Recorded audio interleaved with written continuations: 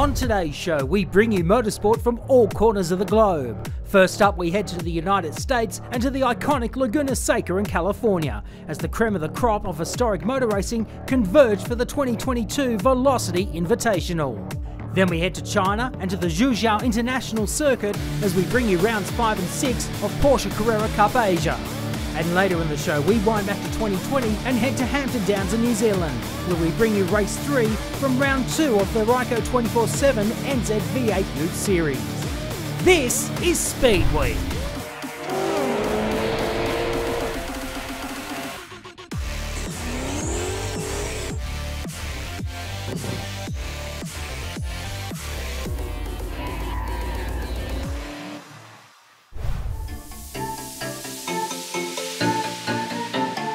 Hello, good morning and welcome to the WeatherTech Raceway here at Laguna Seca for another instalment of action from the 2022 Velocity Invitational. I'm Kev Harris and I'm pleased to say that once again I'm alongside Taylor Snyder and Johnny Green for what promises to be the biggest and best motor racing extravaganza happening anywhere in the world right now. And Taylor, we had a fantastic day yesterday, didn't we? The energy down there was palpable. You could feel it. You could watch them try to show off their cars, enjoy the history of it, and they had a great race yesterday, but I know today all bets are off. They're ready to get those cars out there and go. And Johnny, your commentary position this year was outside, and that was great because you had a whole host of guests come and join you.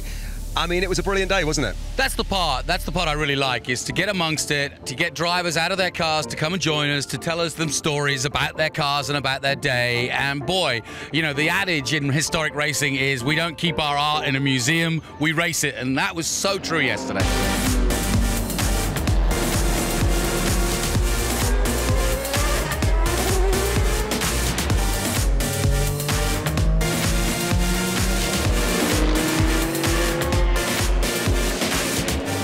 It is a fantastic event.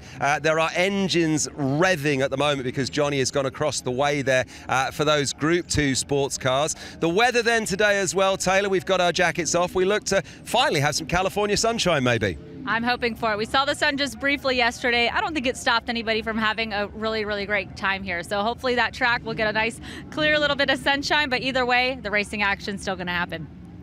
All right, so we are about set and ready to go. Laguna Seca is an iconic race circuit. Everybody knows the corkscrew, but how many of the other corners do you know? Well, without further ado, let's take a look at the circuit. Here's the course guide.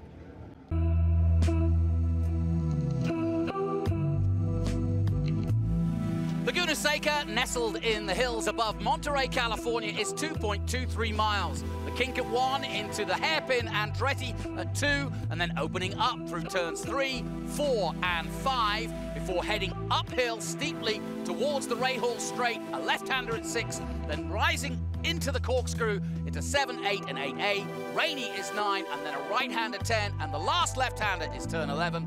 And that is a lap of one of the most famous courses in America, and the home of this year's Velocity Invitational.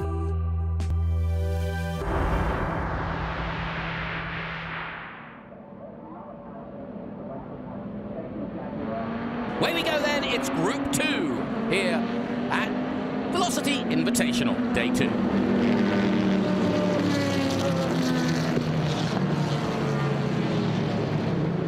Three wide into Andretti curve, doesn't get any better, absolutely glorious.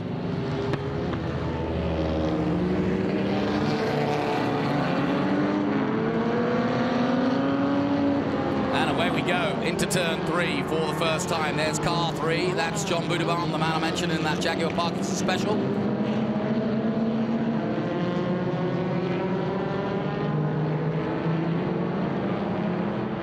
And Dennis Adair in that Elva Mark 1 from 1955.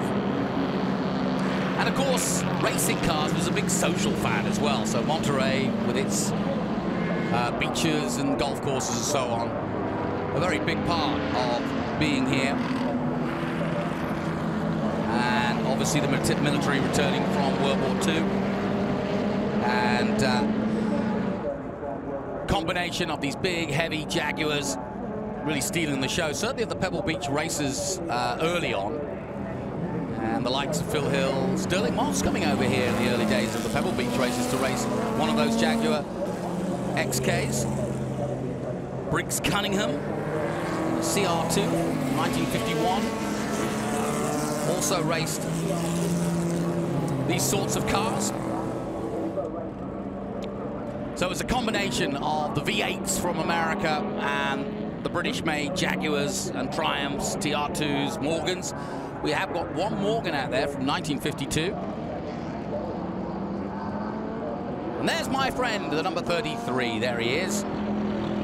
Good to see him out there. This, of course, James Alder, who I mentioned earlier, in that XK120 Jaguar from 1952. An OTS, an open top. And he's based in Reno, Nevada, and drives it from his garage. And he said, I said, what's the drive like? And he said, well, as long as it doesn't rain over the mountains, I'm okay. And I can understand that. And I said, do you have any problems? What if you break down? And he said, well, that can happen. And he said, but people are so friendly along the way and they're so interested in the car. And when he's on the freeway, they all kind of pit their horns and wave at him. So the journey is just as big as the event for him. And it's great to see him here, currently in 8th position. 2 laps to go then, and that D-Type doing the business. Now, it's interesting because they've got different numbers for what I've got down, but I've got Chris in this car as the 7, but as you can see yourself, it's got the 23 and the 7 on, so he's got both cars, both numbers on. It doesn't matter. It's definitely Chris McAllister, and it's definitely the Jaguar D-Type. So Chris McAllister on his way now.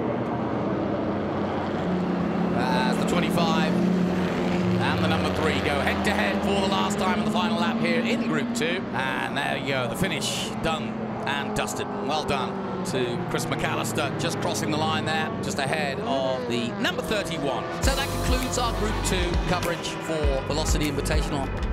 So let's head down to Kev Harris, who's down in the thick of it, and he loves the ragtime races, so I'm sure he's right in the middle of it. Kev, over to you. I say, Johnny Green, here we are then, down in Laguna Seca, California. James Harrison the first, reporting for Pathé News. West Coast California is the place, and this is the 1920 inaugural Monterey Motorsport Grand Prix. Alongside me is quite the chap who I've managed to find, Bobby Green, something of a restaurant raconteur, but also a car aficionado. Bobby, tell us about the Grand Prix. What's going on? Oh, it's going to be a race of a lifetime, James. Welcome to the States, by the way. I say, you American chaps really know how to put on a show. Well, I'll tell you, half of these cars just fresh off the Vanderbilt Cup, ready to whip each other's butts. Beauregard Speedwell in the number 13 car. He's getting a little bit late to the line, but I think he's on his way. Seems to be throttling with his left hand. What's going on here, Bobby? I don't know. He looks like he's having a little bit of a problem. Uh-oh, it just died. Wait a second. Beauregard Speedwell is leaping out of his car. If he doesn't get a move on, he's not going to make it to the start line on time. I don't know. Oh, I don't know what happened. I don't know what's going on here. What's going on here? Beauregard Speedwell seems to be taking his car apart.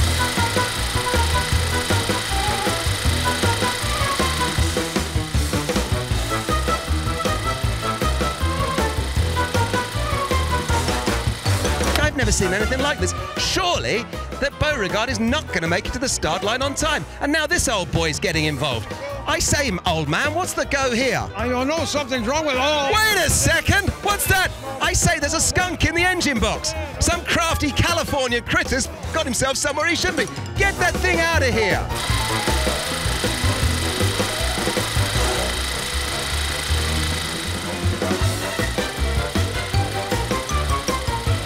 Say, he's going to go racing. Give him a cheer if he does it.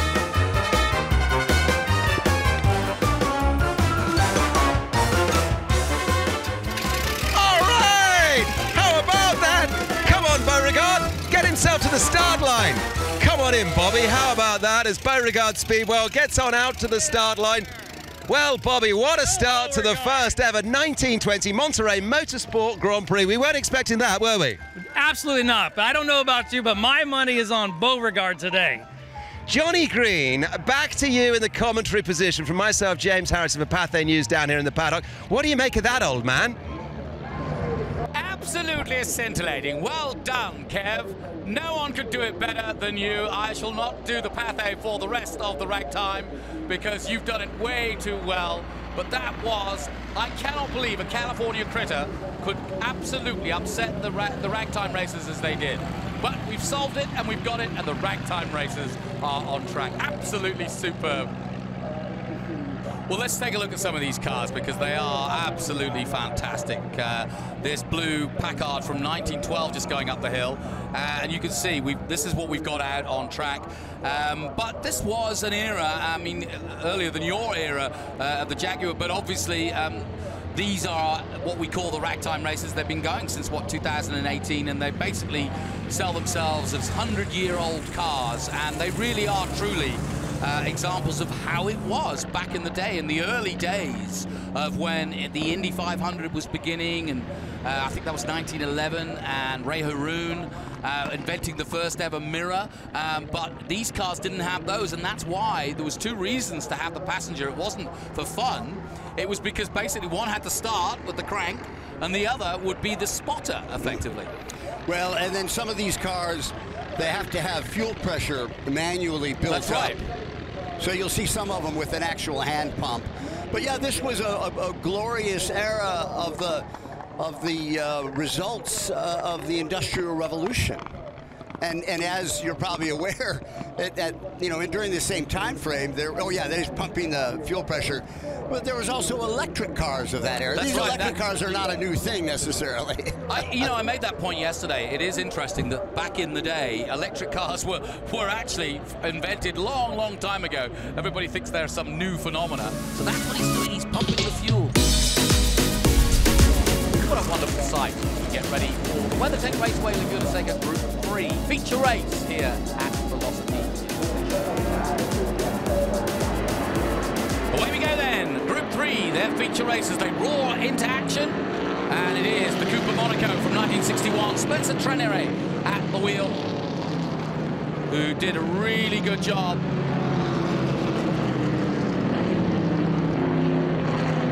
And looks to try to do the same again in our 10-lap race here at Laguna. Through goes that beautifully tailed, that silver-tailed Cooper Monaco from 1962. Very much in pursuit as the field starts to spread out. So it is Spencer that takes the lead in the Cooper. And he's already building quite a healthy lead over the 84 of the Sadler Mark IV from 1959. Greg Meyer chasing him down in second place. And he's got some good grunt up the hill, no question about it, as they go up the Rahal Straight and into the corkscrew for the first time. I do think that the sun's going to pop out soon. I'm hoping anyway. If I keep saying it, it'll happen. So down the hill they come, roaring down under the hills. Great spot to watch from. If you're here at the circuit, head up to the corkscrew and then slowly walk down through the woods. A great place to watch them come through. There's the 356, the Porsche Devon Speedster from 1955, that beautiful silver iteration. Gregory Campbell at the wheel. And just behind him is that Silvertail 57 Cooper Monaco from 1962. Looks as though he's going to try and make a pass around the outside into Andretti. Can't quite get close enough this time. Ah, you might though.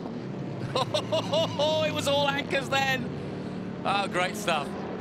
Yeah, he thought about it, but then thought wiser of it and just held back. But a lot of people ask me, oh, is this an exhibition? And I'm like, not really. This is racing. These guys, you can see by the way they're fighting the wheel just how much work they're putting into these cars. It really is a joy.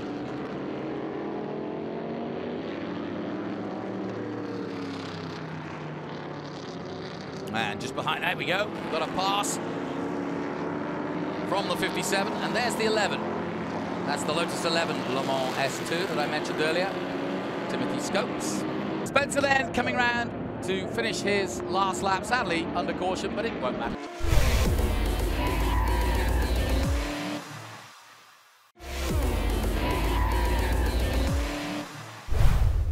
Welcome back to the Velocity Invitational from WeatherTech Raceway Laguna Seca. I'm Kev Harris, and I'm pleased to say that as I'm scooting around the pit and paddock area, I've found two very important men. Well, probably the most important man here, Jeff O'Neill and Mike Santonis from CrowdStrike. Jeff, I'll come to you first. Jeff, second year here in Laguna Seca. It's bigger and better than ever, isn't it? It is bigger and better than ever. More guests, more spectators, more cars, more friends. And what people may not realise is, but they've seen you now in your race overalls, you're here to drive as well. Tell us what you've just been out in. Well, so far this morning I've been out in a Ferrari GTO, a Maserati Birdcage, and a Bugatti Type 35. What a collection. And Mike, we'll talk about your car in a minute because it's behind us, but just give us a heads up about CrowdStrike, because this is obviously one of the main event sponsors here. It's a great opportunity for you to promote the brand and to entertain your customers. Yeah, it is. We're heavily involved in motorsports. We're a cybersecurity company first, and we provide cybersecurity for endpoints, workloads, all delivered through the cloud, a lot of threat intelligence, and it's all about speed, it's all about performance, and it's a great connection to racing. We spend a lot of time with Mercedes Formula One.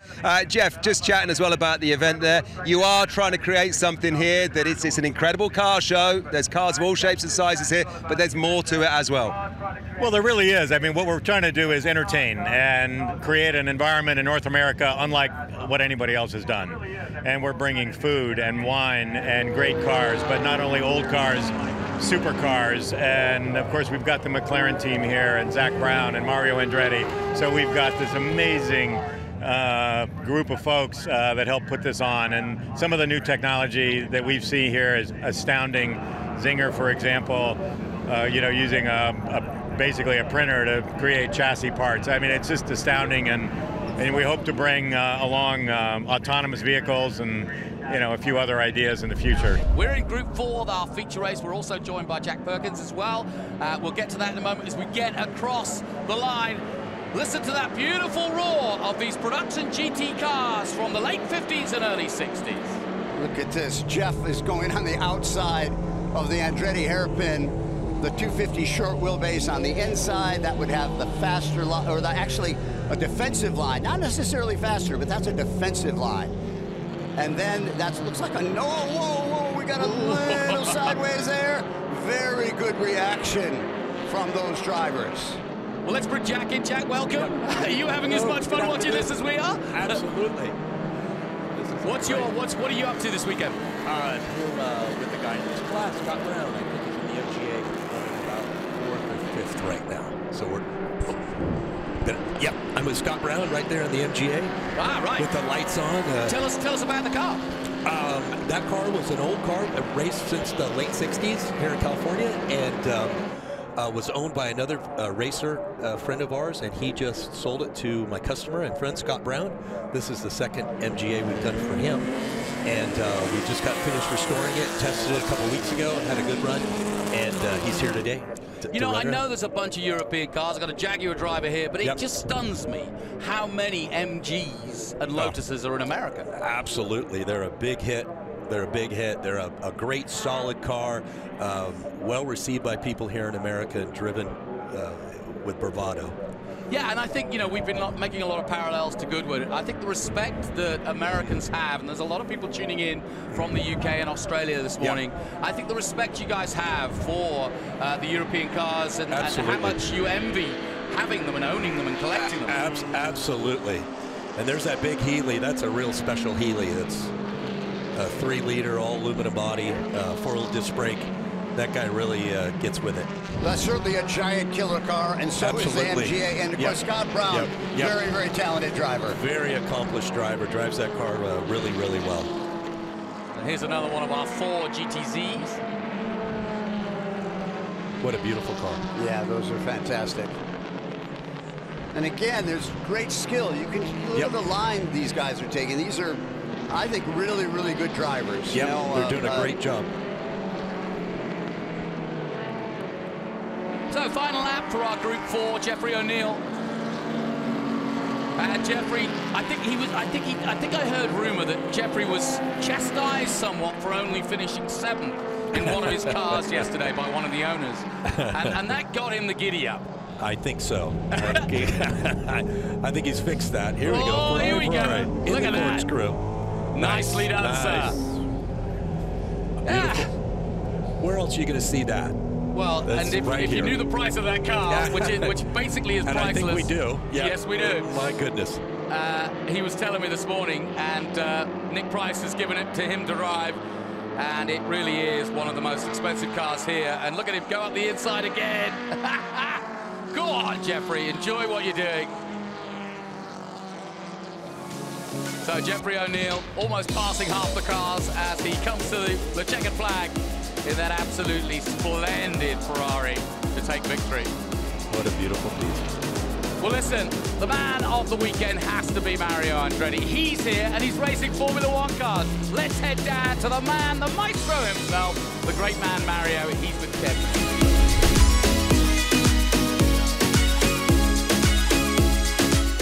Mario, great to see you here this weekend, and it's something quite special that's taking place. And it was a conversation that you had with Zach Brown, I think, at Goodwood a couple of years ago that has led to what's going on this weekend. So tell us all about it. That's awesome because that's truly on my bucket list, you know. You have the opportunity to drive some of the older cars, but I always look forward to the next to the newest possible, and not many opportunities to get in a Formula One car, and this is as close as it's going to get, obviously, but it's still a hybrid era car. You know, that's what I wanted to feel, you know, that power and so forth, and yeah, I'm like a child now, you know, just you know, looking forward to throwing around a new toy.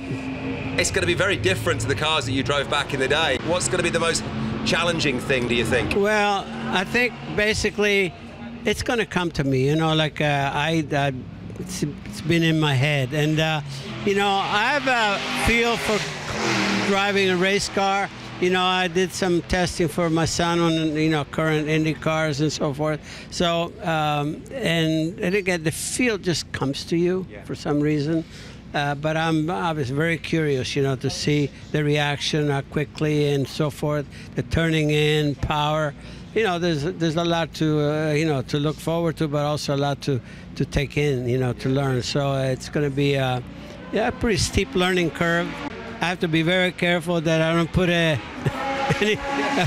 foot wrong, you know, because that's a precious piece, you know. So you have to keep that in mind, you know, not to get too ambitious. You know, but again, it's a big thing for me, and I know what it takes, you know, to just, you know, make something like this available, and you know, I'll be indebted to Zach forever.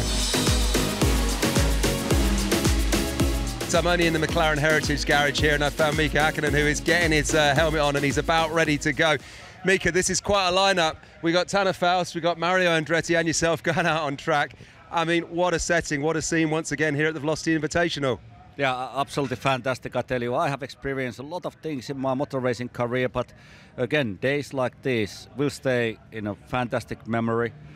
Great characters, great racing drivers, great cars, a lot of history. I'm driving one of the cars what Alain Prost and Niki Lauda was racing many years ago. Which is fantastic machine, beautiful car to drive, and of course this racetrack is just mega. His first effort in a Formula One car as he heads over the crest of turn 1. The mighty Mario Andretti gets a rare chance in his 80s to drive a modern Formula One car as he dives historically into Andretti Curve, named after the very man himself. I wonder what his brother Aldo would think. What a wonderful moment for the Andretti family. And certainly for Mario. He gets to drive the two-seater in IndyCar, of course, and that's a thrill ride for anybody who gets the chance. But for Mario, it's just a day out, really. It's not a big thrill for him, but this will be a thrill for him, because when he won the World Championship back in the late 70s, there was none of the same sophistication that he's dealing with here.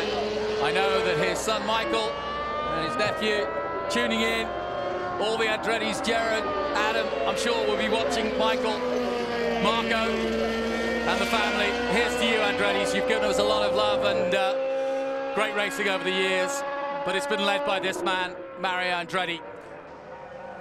And Mario hasn't lost any of it, has he? Listen to that beautiful sound.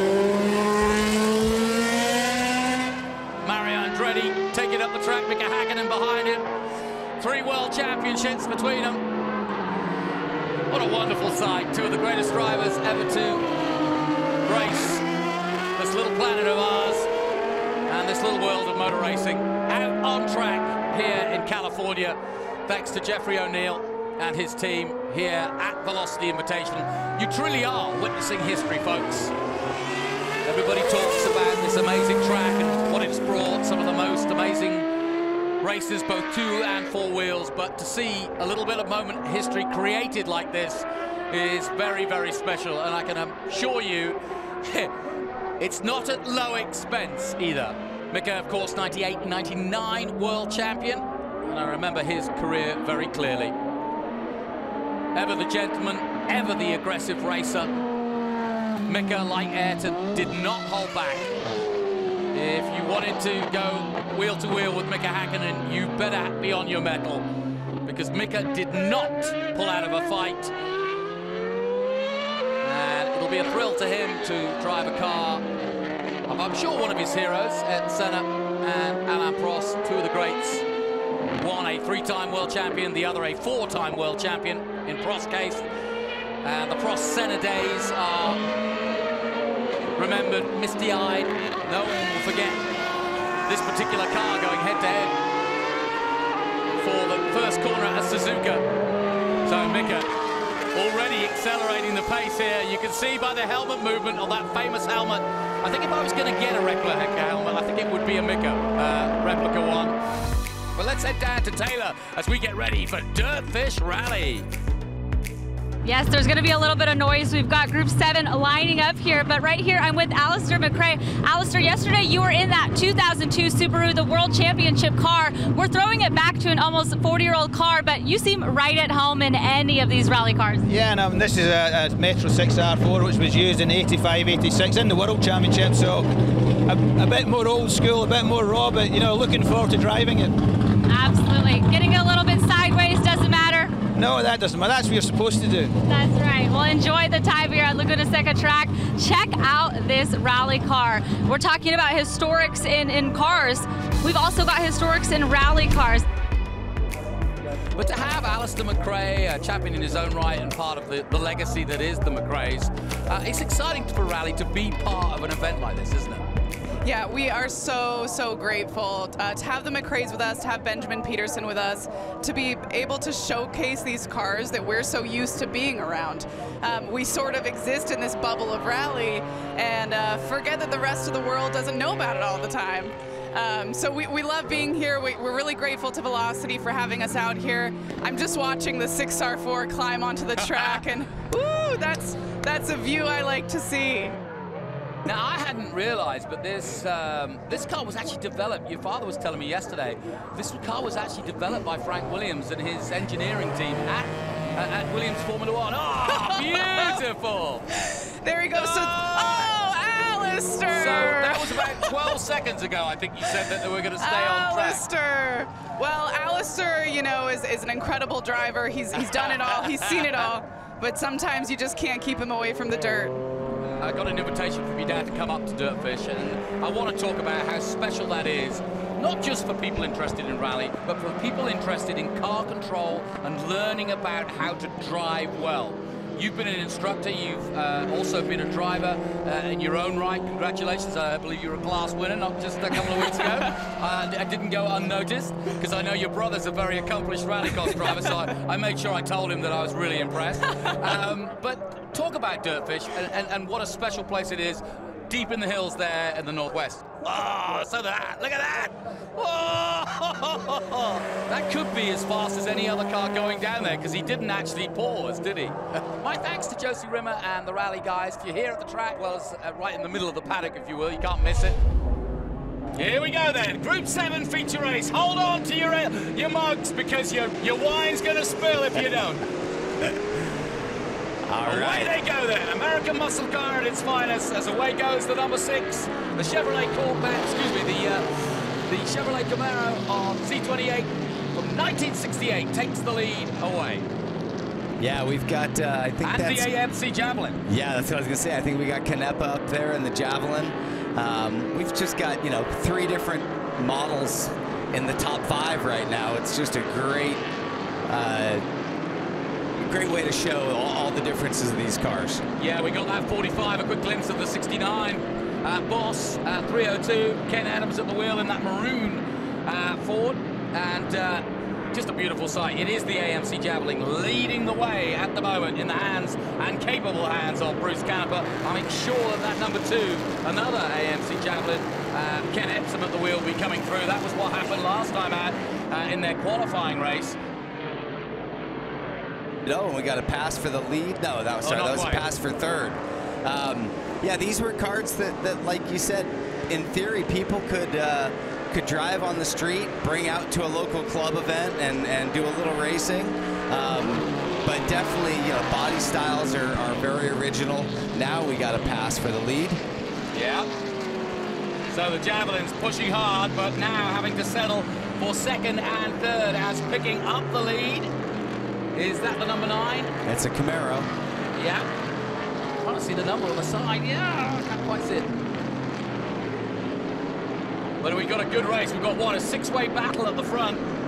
Coming through turn 4 and 5. I think it's the 6, and that's the Chevrolet Camaro Z28 of Tom McIntyre from Burbank, California. We've got 2 number 6s. That's the confusing part. Yeah. One is first, one is second at the moment. Yeah, that's Joshua. It's the 19 car, I think. That's Joshua Fiber. That's right, Joshua Fiber. Yeah, and then it's the 45. That's the Ford Mustang boss of Ken Adams. Looks like Bruce is, you know, falling back a little bit now up into the corkscrew, I just noticed. So he may have a problem with this car. You know, the car leading at the moment with Joshua at the wheel was built by Bob Fryer's University of Pittsburgh racing team for competition in the SEA Trans Am and A-Sedan National Championship racing car. We were talking about it yesterday. Mark Donoghue drove it in the day. Just had a pass for the lead. Yeah, just wanted to call that out real quick. Absolutely. That Javelin of Ken just took the lead, and Bruce is right there in the catbird seat, sitting in third, just watching these 2 guys battle it out, hoping to pick up some scraps from one of their mistakes. He is in a perfect position as those 2 guys finally go single file. Let's see if either one of them got tires too hot, and there goes Bruce down the inside for second, just like we were talking about. Yeah, I mentioned, well, those Javelins back in the day, the Penske Javelins were driven by Mark Donoghue and Peter Revson, there's a name. And yeah, fantastic drivers back in the 70s, and that was the beauty of Trans Am. You had a Mark Donoghue and you had a Peter Revson, and Revson obviously going on to bigger and better in many ways, but we had these guys like Vic Elford that would come and just race these Trans and race the Trans Ams and race the wheels off them. And it's just, that's another part of the celebration of Trans Am, is that the best in the world wanted to come here and race them. And just as we're talking about it, Bruce moves up to the lead. He made a pass in the corkscrew, turn 7, and now he's stretched like 3 car lengths over second place. So maybe he backed off a little bit to save his tires and pushed to the end. That's a great strategy in these heavy cars, right? They can't run 10 tenths for the entire race. They got to choose, or if you choose when to suffer, it's better than suffering when you don't want to suffer.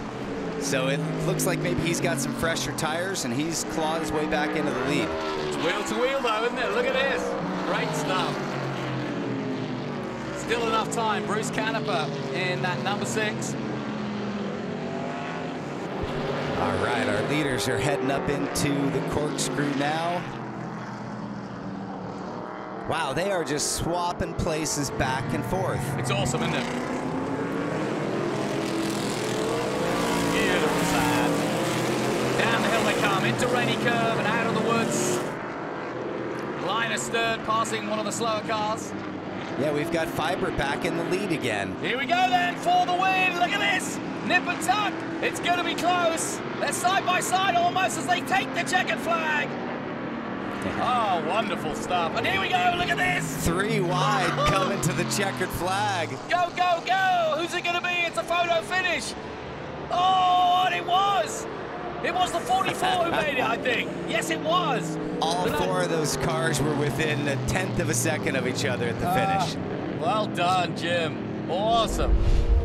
And on track right now, we have some more of these super hypercars, if you will. And I've got two super people with me who have also brought their supercar from Denmark, no less. But Pushkar Gadambe and Alberto Solera, do you take a look as you go along at these sorts of events at what the competition and what the other cars are doing different things, and maybe pick up some ideas or at least see how they're marketing and what they're marketing to? Definitely. You know, it's very selfish or foolish just to keep an eye on yourselves. You know, the world technology advances so quick, and it's also a good chance to meet the other teams. It's a very small world. We all know each other, so it's good to discuss, throw some ideas out there, and also just discuss things like emissions, technology advances, because everybody's got different solutions. We all want the same aim, but it's a different solution. So we've gone with the aero wing. Lamborghini went with the flap design. So, you know, it's good to see what everybody else is offering, and likewise get their opinions, being experts in the field as well, to see what they think about our ideas. And a motor racing event, that's it, in a nutshell. That's what motor racing is. The essence of motor racing is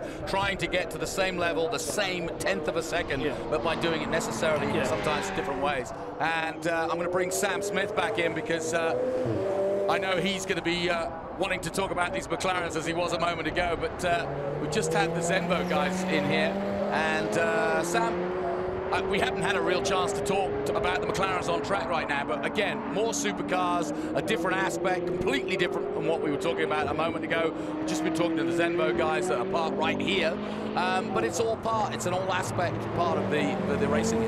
The things about McLaren supercars as they build them now is that they're typically British, right? Which means a lot of torque, a lot of compliance. They're very easy to drive quickly, but more than anything else, and more than so many of the other supercar and hypercar manufacturers, they believe that the cars should be entertaining at 5 miles an hour, at 30 miles an hour, at 50 miles an hour, which means when you drive them on the road, they have lively steering feel. There is a small degree of body roll. The cars move and shift their weight in a way that just feels real.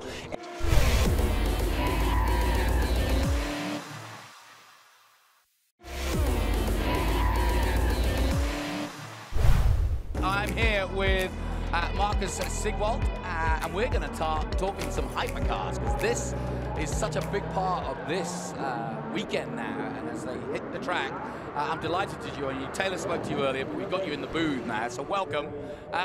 Let's talk hypercars. We are honored that we are in this group. You know, I think, look at these cars, the Z-Zinger and the Zenvo, and we are here with a 1995 car. So our car based on a 1995 chassis C2 narrow body, and the car is made everything in-house out of carbon fiber. So we stripped the car down to the medium bare chassis, and then we just keep the door bars for safety reasons, and then we build the car from scratch by ourselves. It's all made out of carbon fiber, so the roof, the hood, the whole body, and the production is in-house, as I said. Have you been taking a look at the car we were looking at the moment, the Zenvo, and also the Zinger, and some of the other cars, the Hennessy's are here? Do you kind of have a quick look at what the competition and what other hypercars Oh yeah, are for doing? sure, and we appreciate it, and the honor to be in this group is, you know, even more means a lot to us, because look at this blows my mind. This is wild. It looks odd at first. When you explain what they're trying to do, which is effectively use the wing as part of the steering, that's interesting too. And I talked to the Z-Zinger production manager yesterday. It was just impressive what craftsmanship these guys are doing with this 3D printed, completely upright, including the calipers. So it's just great to see the cars going around the track with us. So the track coverage continues here. Great stuff from Marcus from Good to Works. Thank you for sharing what was a very interesting look at that Porsche. But I'm about to speak to the Zinger, father and son. Tell us about the Zinger and the concept behind it and what it's all about.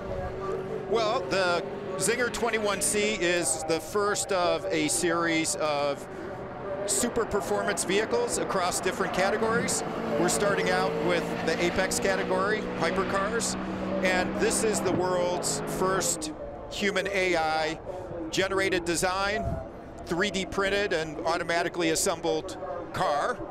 And its purpose is for someone to have a lot of fun and have the capability literally not only to beat the existing hypercar performance records across the spectrum, but completely erase them. We had this car at the track last year, and running Michelin Pilot Cup 2Rs, with a production kit car, we ran a 125.11. So, the current production track record, the McLaren center record, is 1:27.6. Wow. Here we go. Here we go. Minis, Mustangs, magnificent men and women in their flying machines. Away they go into the Andretti for the first time, and it is Mustang, no surprise, that picks up the lead ahead of three Minis, now 5 Minis, could be 6, and then finally the 86 Mustang has come to play as we dive into turn 3. Here we go, side by side. Watch that Mustang go. American muscle. Cheer him if you want. But watch that all-orange Mini under braking come back at you. So anything you can do, I can do better. So look at that. The gap between the Mustang and the Mini opens up in the straight. The Mini got a great run. It closes again under braking. They put the cars into the corner. It goes in and out as the cars do what they do well. It's great to watch because it's constantly changing. There is nothing boring about this race. And any part of the grid you look at, there will be a battle. Well, I can tell you a story. Gilbert Hakim, who's leading the race at the moment, came over to me earlier today, and he's in that 66 Ford Shelby leading the way, and he goes, don't forget to mention my Shelby. He goes, and how much fun are we having out there? He said, look at this, look at the inside. Go, go, go, go. Oh. Wheel to wheel, around the outside, around the inside next, into Rainey. What an overtake, fantastic stuff. Well, that's my man Martin Lauber in the 62 car there, running with Andrew Waite, and he's been out already today in a vintage Porsche, so he knows this track and he knows top speed, and it shows. Look at the gap he's braking. That's awesome. That Mini right now. Boy. That's a fine piece of driving, right? Remember, we're talking good. about a 4-cylinder car and an 8-cylinder car. He's using every last bit of power that thing has. I thought he just dropped it into neutral as he dropped off the corkscrew. The other thing that he's doing as well is using every inch of the racetrack, and you'll know this, Sam, and they tell it to anyone who races karts as well. And again, from my chat with Andrew, use all of the racetrack. Don't dump your speed by pulling it in too early.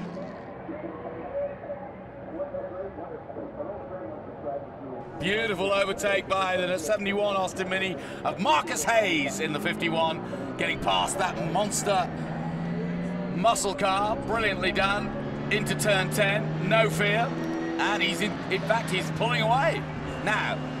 Or for how long though? Watch this. Here he comes, and back they go. It was described earlier to me as dancing with a whale. If you're in a Mini against these big boards. Oh well, I've never danced with a whale, so... Well, there's always time, Shannon. There's always the Monterey time. Bay awaits you. True enough, I'm very close, right?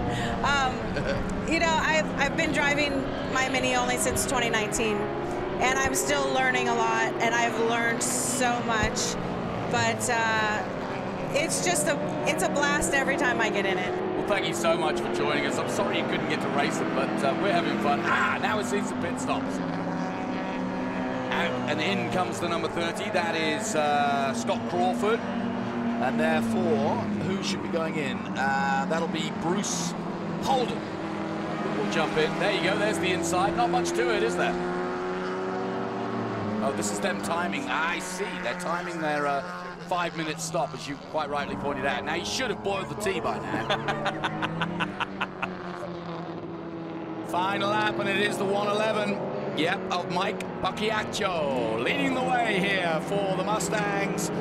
And like I said, it's appropriate that it is a 66 Mustang because, of course, that's when Trans Am began some 56 years ago. And somewhat appropriate then that Mustangs here in 2022 would finish off a weekend of Velocity Invitational as the head of the pack in our All-American Festival of Speed. And absolutely America celebrating not just the American car, but all that have come to America to race in this wonderful, fanatic place for racing, because there's no question, if I've learned one thing this weekend, is the respect, the love, and the passion that Americans have for all kinds of cars from all over the world. And I love that fact. It doesn't matter whether it's Japanese, British, Italian, and of course, American. Last corner then, turn 12, Laguna Seca, Velocity Invitational. I hope you've enjoyed it. let's bring him home. Our 111, Mike Boccaccio, who's going to win here in the final race and does take the checkered flag. I've loved being out here. This is absolutely great. Well, listen, guys, thank you so much for all your work this weekend. Beautiful evening here in Monterey. Stay safe, everyone. I'm glad you've joined us over the weekend. And I have to say, Jeff O'Neill's job was to bring 100 years of motorsport to you, and I think he's done that, and it's capped off by one of the greatest of all time being part of this event, Mario Andretti, racing a modern Formula 1 car. He got his dream